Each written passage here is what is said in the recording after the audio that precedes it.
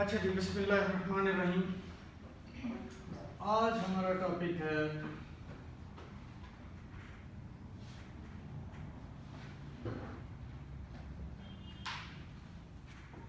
EPS, earning per share. Earning per share topic खुद बता रहा है कि मैं क्या चाहता हूँ। टॉपिक कह रहा है मुझे कैलकुलेट करके दें अर्निंग्स पर शेयर। कंपनी ने जितने शेयर इशू किए हैं उस हर शेयर के बदले में कितनी कितनी अर्निंग आप लोगों के हिस्से आएगी। फॉर एग्जाम्पल मैं एक सादा सी मिसाल देने लगूँगा, अभी ज़रा 2 मिनट के लिए इंसान बनकर सोचना, अकाउंटेंट नहीं बनना। आपकी एक कंपनी है, उसमें 1 लाख रुपए आपने प्रॉफिट कमाया, 1 लाख रुपए आपने प्रॉफिट कमाया और आपके 1000 रुपये शेयर्स, 1000 के शेयर्स। प्रॉफिट किन लोगों के होते हैं? Share holders. ठीक हो, आप लोगों के पास शेयर हैं, ज़ाहिर है जिसके पास जितना शेयर है प्रॉफिट भी तो उतना ही मिलेगा ना। जिसके पास 20% उसे 20%, जिसके पास 40% उसे 40%। कहता है अगर हर शेयर के बदले में मैंने देखना हो कितने पैसे मिलेंगे तो मैं क्या करूँगा, अर्निंग यानी प्रॉफिट्स डिवाइडेड बाय शेयर्स। तो अगर 1 लाख रुपए की अर्निंग्स हैं डिवाइडेड बाय 1000 टोटल शेयर्स हैं, तो मैं कहूँगा हर शेयर के बदले में आपको कितना मिलेगा, 100 रुपये। 100 रुपये। क्या ये डिविडेंड है? क्या ये डिविडेंड है? डिविडेंड नहीं। डिविडेंड वो है जो आपको प्रॉफिट में से हिस्सा दिया जाता है। देखिए, earning per share actually is not the dividend per share. This is not dividend per share. This is actually कि अगर कंपनी टोटल जो प्रॉफिट कमाए वो सारे का सारा आप लोगों में तकसीम कर दिया एज डिविडेंड, तो मैक्सिमम आपको कितना मिल सकता है। What is earning per share? कि अगर मैंने टोटल प्रॉफिट 1 लाख कमाया और मैं उसमें से कुछ ना रखूँ, रिटेन्ड कुछ ना करूँ, रिटेन्ड अर्निंग्स में पड़े होते हैं ना पैसे, वो दरअसल आपके प्रॉफिट ही होते हैं। तो इसका मतलब है कंपनी सारे के सारे डिविडेंड्स नहीं देती, कुछ रख लेती। कहता है अगर कंपनी सारे के सारे आपको दे दे तो फिर आपको हर शेयर के बदले में सालाना कितना मिलेगा। यानी आप डिविडेंड का हिसाब लगाते हैं, टोटल अर्निंग्स आपको कितनी मिल सकती है। तो EPS actually is the amount which can be distributed among you people। Share holders के दरमियान कितनी डिस्ट्रीब्यूट की जा सकती है मैक्सिमम। ठीक है। और दूसरे लफ्ज़ों में ये बताती है अपनी कंपनी के जिन्होंने इन्वेस्ट करना है, वो देखेंगे यार मैं शेयर खरीदूंगा तो मैं ज़रा इसके प्रॉफिट्स तो देखूं, इतने प्रॉफिट है, मैं अगर इतने शेयर खरीदूँ तो हर शेयर के बदले में मुझे कितना मिलेगा। तो वो इस तरह से इसकी अर्निंग्स कैलकुलेट करते हैं। कंपनी खुद भी कैलकुलेट करती है क्योंकि इसने पब्लिश करनी होती है। तो कंपनी जब इशू करना चाहती है ये जो इन्फॉर्मेशन है, तो वो किस तरह से बताएगी कि आप कौन से शेयर्स लेने हैं, प्रॉफिट कौन सा लेना है, क्या सारे प्रॉफिट्स ले लें या कुछ प्रॉफिट्स लेने हैं या उसमें से कुछ डिडक्ट भी होना है, शेयर्स क्या सारे के सारे ले लें या कुछ लेने हैं, या शेयर्स अगर बोनस शेयर हैं तो वो क्या करेंगे, राइट इशू हुआ है तो वो क्या करेंगे, और स्प्लिट होता है और आपकी वो जो कंसोलिडेशन ऑफ दी शेयर्स है वो अगर हो रही है, तो इन सूरतों में हम अपनी EPS कैसे कैलकुलेट करेंगे। तो EPS दरअसल बेसिक उसका जो कॉन्सेप्ट है वो क्या है, अर्निंग पर शेयर आपने कैलकुलेट करनी है। We want to see that how much of each share will contain our earnings. हमारी अर्निंग्स हर शेयर के बदले में कितनी कितनी आएगी। ठीक हो गया।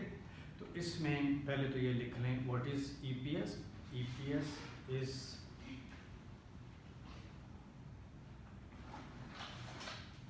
the total earnings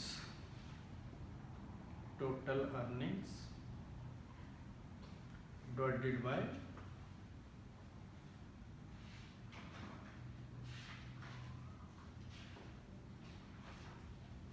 shares. कौन से वाले अभी डिस्कस करते हैं। अभी इसके सादा से कि अगर हम टोटल अर्निंग्स को शेयर्स पर डिवाइड करें तो हमारे पास जो आंसर आएगा वो क्या आएगा, EPS। तो EPS इज अबाउट अर्निंग्स का क्या मतलब है कि प्रॉफिट्स। कौन से वाले profits, net profit. Net profit divided by shares. फिर वो कहता है कि क्या नेट प्रॉफिट सारे का सारा या इसमें से कुछ चीजें अभी निकलनी चाहिए। नेट प्रॉफिट सारे का सारा या कुछ चीजें निकलनी चाहिए। बाय द वे आपने अगला पूरा चैप्टर जो है ये पढ़नी चीज, net profit divided by shares या अर्निंग्स डिवाइडेड बाय शेयर्स। अच्छा, अब नेट प्रॉफिट कौन सा या अर्निंग्स कौन सी। कहते हैं आपने नेट प्रॉफिट लिखते हुए अगर प्रेफरेंस शेयर्स इशू किए हुए तो उसका डिविडेंड इसमें से माइनस कर देना। नेट प्रॉफिट कहता है कि टोटल नहीं होना चाहिए, इसमें से क्या निकल जाना चाहिए, नेट प्रॉफिट में से जो प्रेफरेंस डिविडेंड है वो माइनस होने चाहिए। Net profit minus preference dividends, तो पहले प्रेफरेंस डिविडेंड्स इसमें से माइनस होंगे। अच्छा, फिर वो कहते हैं प्रेफरेंस डिविडेंड्स सारे के सारे, बेशक वो क्यूमुलेटिव भी हैं बेशक नॉन क्यूमुलेटिव भी हैं या इनमें भी कोई तकसीम करेंगे। तो इसमें फर्दर वो कहता है, ये छोटी छोटी डिटेल्स नोट करते जाइएगा, ये आपको पेपर्स में नजर आ सकती है, ये छोटी छोटी डिटेल्स। वहाँ पर क्वेश्चन में ऐसे ही क्वेश्चन आएगा कि डिविडेंड, प्रेफरेंस डिविडेंड भी दिए होंगे, अर्निंग्स भी दी होंगी, तो हमें बेसिकली चाहिए कि ये कौन सी वाली चीज़ है। तो नेट प्रॉफिट में से प्रेफरेंस डिविडेंड तो माइनस करने, फिर कहते हैं सारे या कुछ इसमें से छोड़ देने। तो कहते हैं जी नेट प्रॉफिट में से जो प्रेफरेंस डिविडेंड्स है, प्रेफरेंस डिविडेंड में से अगर तो क्यूमुलेटिव पढ़ा था ना हमने, क्या होते हैं, व्हाट आर क्यूमुलेटिव, जो प्रीवियस ईयर्स के हैं वो भी साथ मिलेंगे। ठीक हो गया।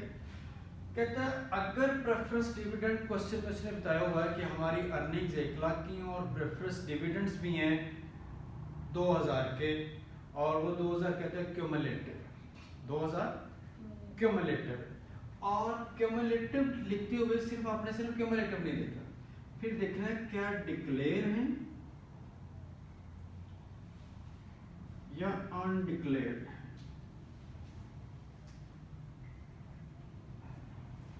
उस साल में डिविडेंड देने का वादा किया गया है या नहीं दिया गया। 2019 में है, वो कहते हैं प्रेफरेंस डिविडेंड है, लेकिन क्या उस साल में डिविडेंड देने का कहा भी है या नहीं दिया। If declared and if undeclared, तो फिर आपने ये भी देखना है। तो नेट प्रॉफिट्स में से प्रेफरेंस डिविडेंड माइनस होंगे, लेकिन कौन से वाले, क्यूमुलेटिव पहले देखा जाएगा। अगर ये क्यूमुलेटिव है तो कहता है बेशक डिक्लेयर्ड है बेशक अनडिक्लेयर्ड है, दोनों माइनस होंगे। बेशक डिक्लेयर्ड है बेशक अनडिक्लेयर्ड है, दोनों माइनस होंगे। क्यों? क्योंकि देखिए डिक्लेयर्ड है तब भी देने पड़ेंगे, अनडिक्लेयर्ड है आज नहीं तो कल तो जाके देने ही देने। ठीक हो गया। तो क्यूमुलेटिव प्रेफरेंस डिविडेंड जो होंगे वो बेशक डिक्लेयर्ड हो बेशक अनडिक्लेयर्ड हो, दोनों नेट प्रॉफिट में से माइनस करने के बाद आप अपनी अर्निंग्स को डिसाइड करेंगे। तो यहाँ से जब हम आगे जाएं तो नेट प्रॉफिट में से जो प्रेफरेंस डिविडेंड है बेशक डिक्लेयर्ड हो या अनडिक्लेयर्ड, ये दोनों माइनस करेंगे इसमें से।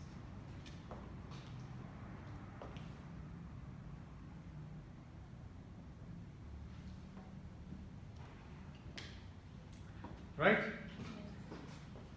दूसरे भी तो होते हैं, उन्हें क्या कहते हैं, नॉन क्यूमुलेटिव। वो कहते हैं नॉन प्रॉफिट, नेट प्रॉफिट में से हमें प्रेफरेंस डिविडेंड माइनस करने हैं, लेकिन प्रेफरेंस डिविडेंड माइनस करते हुए पहले क्या देखा जाएगा, क्या ये क्यूमुलेटिव है या नॉन क्यूमुलेटिव है। क्यूमुलेटिव है तो वो तो दोनों माइनस होंगे, लेकिन अगर नॉन क्यूमुलेटिव है तो इसमें भी देखा जाएगा क्या ये डिक्लेयर्ड है या अनडिक्लेयर्ड है। तो नॉन क्यूमुलेटिव अगर प्रेफरेंस डिविडेंड है तो कहता है फिर अगर तो ये डिक्लेयर्ड है, अगर तो ये डिक्लेयर्ड है यानी उन्होंने कहा कि ये दिए जाएंगे, तो फिर ये यहां से माइनस होंगे। ठीक है। तो ये क्यूमुलेटिव है माइनस नॉन क्यूमुलेटिव। वो सिर्फ और सिर्फ डिक्लेयर, और अगर ये अनडिक्लेयर्ड है तो फिर हम इन्हें इग्नोर करेंगे, फिर ये यहाँ से माइनस लेंगे। ओके, अनडिक्लेयर्ड है तो, और आपको पता है नॉन क्यूमुलेटिव है, तो अनडिक्लेयर्ड नॉन क्यूमुलेटिव नहीं मिलने, ये इधर भी नहीं मिलने, आगे जाके भी नहीं मिलने, तो जो नहीं मिलने ना यहाँ ना फ्यूचर में, उनको हम माइनस भी नहीं करेंगे। तो अब ये बात हो गई जी कि ये जो नेट प्रॉफिट है ये कौन सा होगा, ये नेट प्रॉफिट में से हम प्रेफरेंस डिविडेंड सिर्फ माइनस करेंगे। वो प्रेफरेंस डिविडेंड अगर क्यूमुलेटिव है तो बेशक डिक्लेयर्ड है तब भी माइनस होंगे, अनडिक्लेयर्ड है तब भी माइनस होंगे।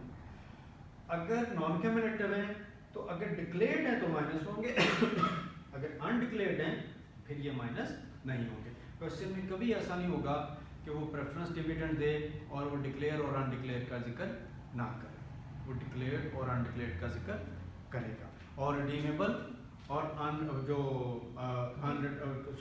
रिडीमेबल और इरिडीमेबल उनका भी जिक्र करेगा। अच्छा, अगर प्रेफरेंस डिविडेंड रिडीमेबल है, प्रेफरेंस डिविडेंड रिडीमेबल है, उनका क्या करेंगे? प्रेफरेंस डिविडेंड रिडीमेबल है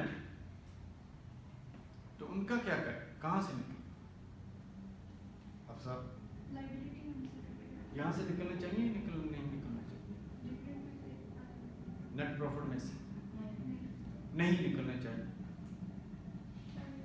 नहीं निकलना चाहिए, है ना? नहीं निकलना चाहिए, बुकार नहीं निकलना चाहिए, नहीं निकलना चाहिए, चल नहीं निकलना। जी बिल्कुल ठीक कह रहे हैं। क्यों नहीं निकलने चाहिए? क्योंकि पहले ही निकल चुके हैं। Net profit what is redeemable preference, जो redeemable preference shares are taken as liability, उनके ऊपर जो डिविडेंड होंगे that will be taken as interest. Interest पहले भी बीआईटी में से निकलने के बाद ही तो नेट प्रॉफिट आया, इसमें से वो पहले ही निकल चुके हैं, इसमें से वो पहले ही निकल चुके हैं। अब पहले निकल चुके हैं तो बाद में फिर जाके निकालते हैं, तो इसका मतलब ये 2 दफा निकलते। तो रिडीमेबल प्रेफरेंस शेयर्स के जो डिविडेंड्स हैं वो यहाँ से नहीं निकलेंगे, वो ऑलरेडी निकल चुके हैं। ये सिर्फ और सिर्फ इररिडीमेबल प्रेफरेंस शेयर्स, जो इररिडीमेबल प्रेफरेंस शेयर्स हैं उनके डिविडेंड्स यहाँ से निकलेंगे। हाँ, ऐसा हो सकता है वो क्या कंपनी है तो issued redeemable preference shares of 1000 at 10% redeemable preference shares 1000, तो ज़ाहिर है इसका डिविडेंड कितना होगा, 100 रुपये। और वो कह दे this preference shares have not been accounted for anywhere, ये कहीं अकाउंट फॉर अभी नहीं हुए, तो इसका मतलब है अभी ये तो प्रॉफिट में से भी नहीं निकले हुए, पीछे ये पीछे प्रॉफिट में से भी नहीं निकले। तो फिर सिर्फ और सिर्फ प्रॉफिट को फाइनलाइज करने के लिए उसको पहले बेसिक प्रॉफिट में से निकाल के यहाँ पर लिख दें, या यहाँ से उसको फिर निकाला जा सकता है। सिर्फ किस सूरत में निकाला जा सकता है कि वो कह दे कि रिडीमेबल प्रेफरेंस शेयर्स जो थे वो पीबीआईटी में से भी नहीं निकले, तो फिर जाहिर है वहां से नहीं निकले तो फिर आप उन्हें निकालना पड़ेगा, क्योंकि ये गलती हुई पीछे, तो गलती को सुधारने के लिए हम यहाँ से उसे निकाल सकते हैं। अदरवाइज जो जनरल रूल है वो ये है कि नेट प्रॉफिट में से जो इररिडीमेबल प्रेफरेंस शेयर्स के डिविडेंड्स हैं वो यहाँ से माइनस होंगे। वो भी कौन से, अगर क्यूमुलेटिव है तो डिक्लेयर्ड अनडिक्लेयर्ड दोनों, और अगर नॉन क्यूमुलेटिव है तो सिर्फ डिक्लेयर्ड अनडिक्लेयर्ड वो भी नहीं निकलेंगे। यहाँ तक अगर मैं आपको बात समझा चुका तो मैं आगे चलना चाहता हूँ। प्रॉफिट खत्म हो गया, प्रॉफिट में आपने ये चीज़ें ध्यान रखनी, याद रहेगी बेटा? चलो ठीक हो,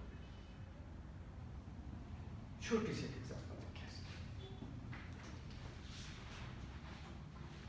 आपको भेजा है वो ज़रा, आपको एक डॉक्यूमेंट भेजा आपके ग्रुप में, अगर मिल गया तो आपकी बुक का document.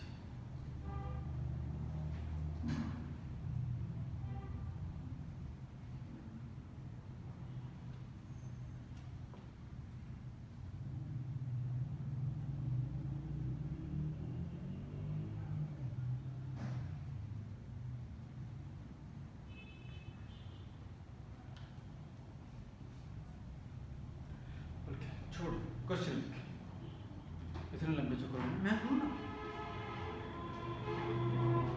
A company have total earnings of 40,000.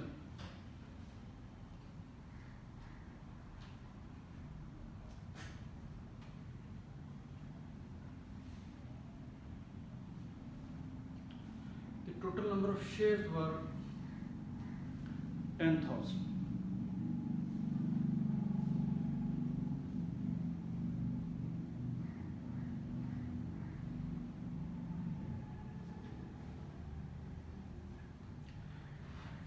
Company have also issued irredeemable preference shares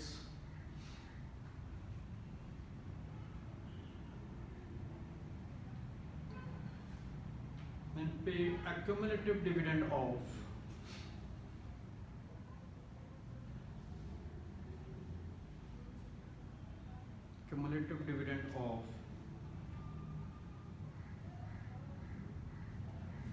5,000 declared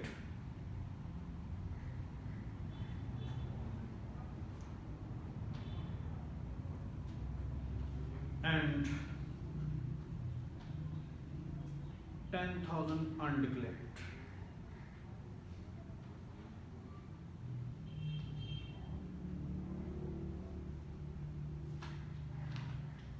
Company have also issued a non-cumulative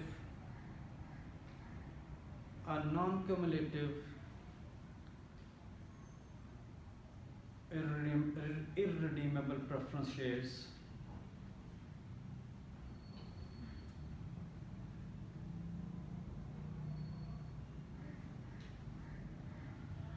and paid a dividend of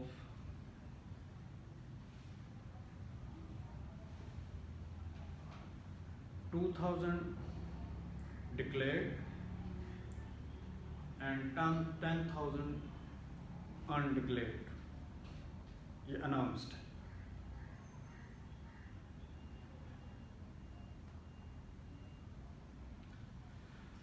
Third point, company have also issued redeemable preference shares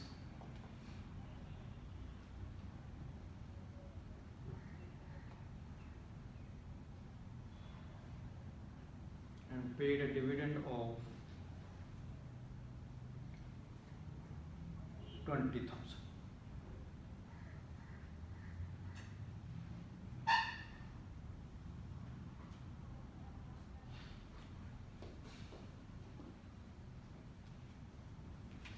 How would you calculate your profit? देखिए मुझे profit चाहिए, मेरी earnings कितनी? 40,000. इस 40,000 में से मैंने देखना है कि कोई डिविडेंड तो नहीं है, प्रेफरेंस डिविडेंड। तो मैं जब नीचे नजर दौड़ाता हूं तो मैं देखता हूं बहुत सारे डिविडेंड्स हैं। Preference dividend